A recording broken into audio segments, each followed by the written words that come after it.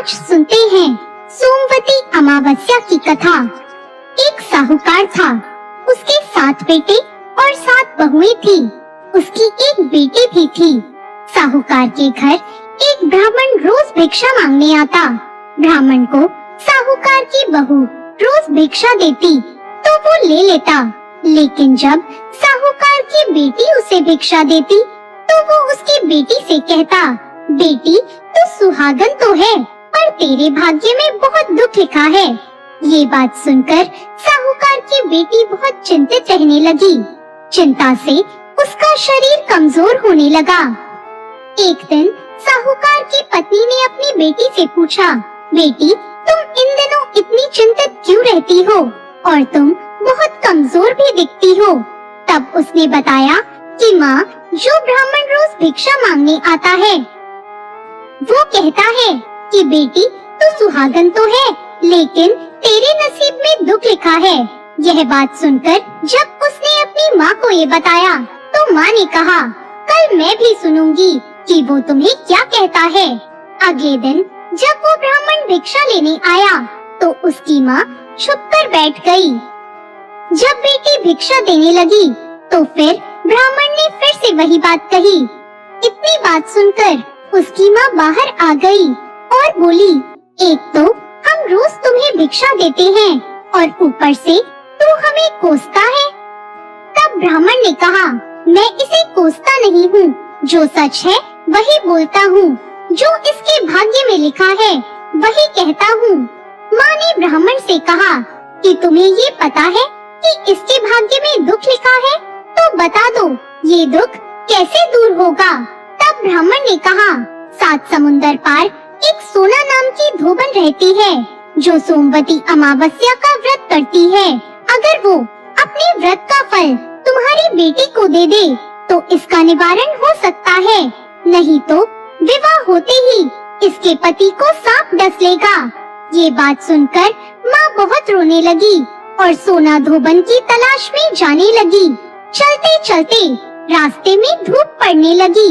साहूकारनी एक पीपल के नीचे बैठ गई। उस पीपल के पेड़ पर एक गरुड़ पक्षी का घोंसला था, जिसमें गरुड़ का एक बच्चा रहता था। साहूकारनी ने उस घोंसले के पास एक सांप जाता देखा तो उसने उस गरुड़ के बच्चे को बचाने के लिए उस सांप को मारकर ढाल के नीचे रख दिया। जब गरुड़ पंखनी आई तो उसने घोंसले के पास खून देखा। वो क्रोधित हो गई और साहूकारनी को चोंच मारने लगी। तब साहूकारनी ने कहा, मैंने तो तुम्हारे बच्चे की जान बचाई है। ये सांप तुम्हारे बच्चे को डसने वाला था, लेकिन मैंने इसे मार गिराया। गरुड़ पंखनी ने अपने बच्चे को सही सलामत देखकर कहा, साहूकारनी तुम बताओ क्या मांगना चाहती हो, मांगो। तब साहूकारनी ने कहा, मुझे 7 समुंदर पार सोना धोबन के घर जाना है, क्या तुम मुझे वहाँ छोड़कर आ सकती हो। गरुड़ पंखनी ने साहूकारनी को अपनी पीठ पर बैठाकर 7 समुंदर पार सोना धोबन के घर छोड़ दिया।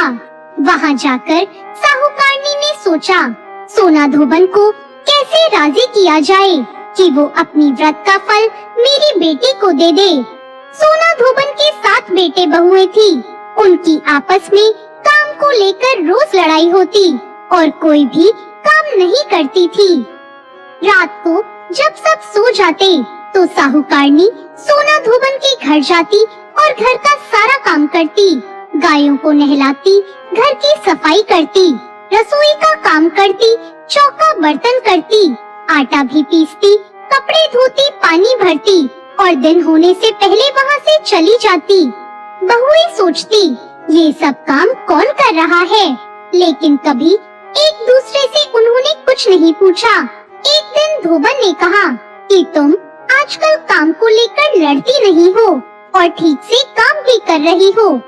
बहुओं ने कहा, सासू जी काम तो हमें करना ही पड़ता है, चाहे हम लड़कर करें या राजी होकर करें, इसलिए लड़ाई का क्या फायदा।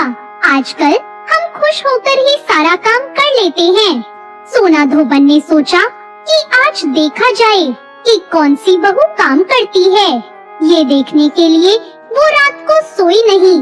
उसने देखा रात को एक औरत आई और पूरे घर का काम करके जाने लगी।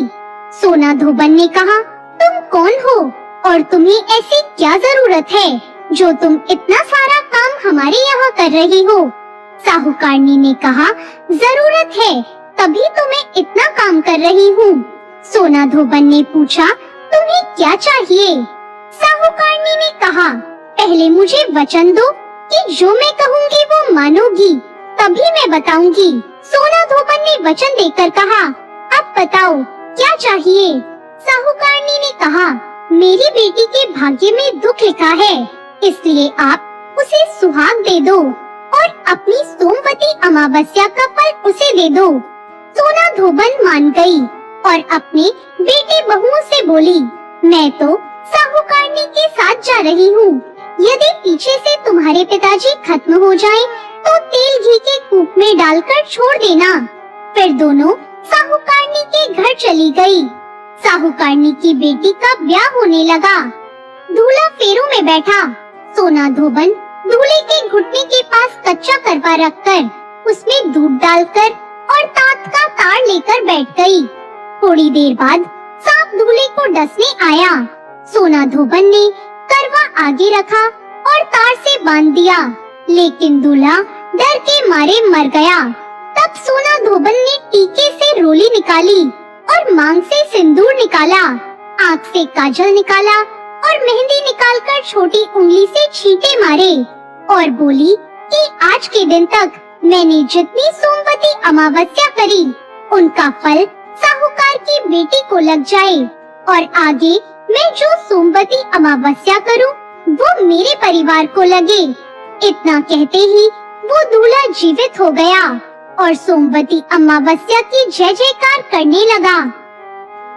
जब सोना धोबन वापस जाने लगी, तब साहूकारनी बोली, तुमने मेरे जवाई को नया जीवन दान दिया है, इसलिए कुछ भी मांग सकती हो। वो बोली, मुझे कुछ नहीं चाहिए, सिर्फ एक हांडी दे दो। सोना धोबन हांडी लेकर घर चली जाती है। रास्ते में सोमवती अमावस्या आती है, तो वो हांडी की 108 परिक्रमा लगाकर उस हांडी को पीपल के पेड़ के नीचे गाड़कर अपने घर आ जाती है। घर आकर देखती है तो उसका पति मरा हुआ था और तेल और घी के रूप में पड़ा था। तब वो टीके में से रोली निकालती है, मांग से सिंदूर निकालती है, आँखों से काजल निकालती है और नाखून से मेहंदी निकालकर अपनी चटकी उंगली से छींटे देती है और कहती है, मैंने जो रास्ते में सोमवती अमावस्या की है, उसका फल मेरे पति को लगे। इतना कहते ही उसका पति उठकर बैठ जाता है। उसके बाद उसके घर एक ब्राह्मण आता है और कहता है, सोमवती अमावस्या को मुझे दक्षिणा दीजिए। धोबन कहती है, सोमवती अमावस्या रास्ते में आई थी, इसलिए मैंने कुछ नहीं किया। जो भी किया वो सब पीपल के नीचे गाड़ दिया है। ज्योतिषी ब्राह्मण वहाँ जाकर खोद कर देखता है तो उसे 108 सोने के सिक्के मिलते हैं। ज्योतिषी ब्राह्मण सब घर ले आता है और कहता है, इतना कुछ किया है और बोल रही थी कुछ भी नहीं किया। सोना धोबन बोली, जो तुम्हारे भाग्य में था वही हुआ, इसलिए इन सभी सोने के सिक्कों को तुम ही ले जाओ। ब्राह्मण बोला, इसमें तो मेरा चौथा हिस्सा ही होता है, बाकी आपका जो मन हो वो दे देना। और उसने सारी नगरी में जाते जाते बोल दिया कि सब कोई सोमवती अमावस्या का व्रत कीजिए।